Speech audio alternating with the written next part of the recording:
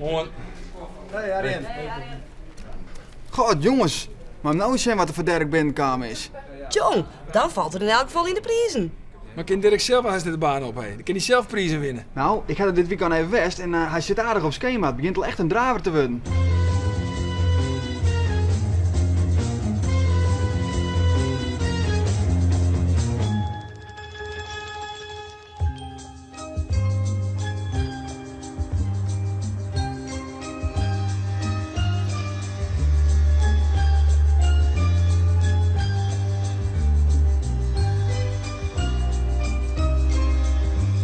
Hij is net meer alleen, Sjoukje. Nee, hij is net weer alleenig. Hij had een maat. En dan kan hij de hele dag maar boetenbedje. Vind je hem elkaar wat leven of... Ja, het liep het net zo, maar die wil zei je, want het zijn twee jonkies hè. Dus die willen graag even een beetje stoeien. Ze zijn dan net echt een mansje, ze zijn echt nog jongens. Dus die kan nog mooi even een boetenbedje together. Ja, want als ze wat ouder binnen, dan kunnen ze net meer bij elkaar. Nou, meestal net. Dan worden ze te bazig en dan worden ze echt uitvechten wie de leader of de pack is. Dus dan, maar nou kent het nog. Nou kent nog. En kiezen ze hun energie dan ik wat extra kwijt. Dat is volle beter. Ja, want Dirk die wil ik wel een beetje vervelend en wat bieten en dat soort dingen. Hier gewoon de energie hoor, dus ik denk die we gauw weer een maat hebben. En die had hij. En die horen hier precies hetzelfde, dus dan kunnen ze mooi together. Ze wil ik al wat. En wie is beter? Ja, Dirk natuurlijk. Is dat vreetje? En dan is het weer tijd om te trainen. Qua ontwikkeling luidt uw Dirk goed op schema. In welke fase van de training zitten we nou, Sjoukje? Nou, hij is nou al zo'n 4. Hij begint al een beetje met sprintwerk. En dat begint echt al op hudraam te liggen. Dan ben je echt al een beetje met de techniek bezig. En dan heeft hij de eerste conditiewerk nou wel gewoon. En hoe ziet dat er direct dan uit? Nou, hij doet kwarte sprintjes van 200 meter. En dan alle keren weer opnieuw repeteren.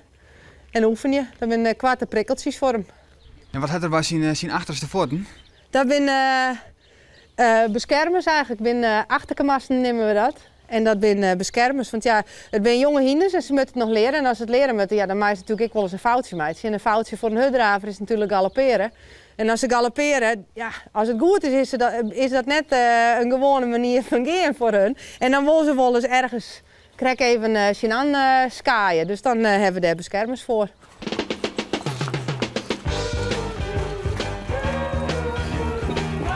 Door zijn eerste sprint. Maar het gaat eerst nog net heel goed. Nou, dat vind ik helemaal niet leuk. Kom op. Foutje. Nou, zo moet het dus net. Hey joh, apenkap. Dit is even Sjemmerskest. Oh, goed zo. Dit is griezelig.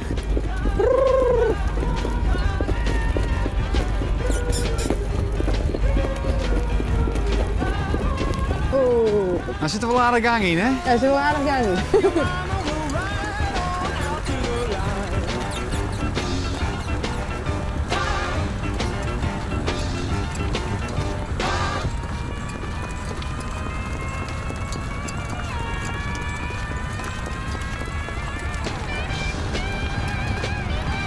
Hop.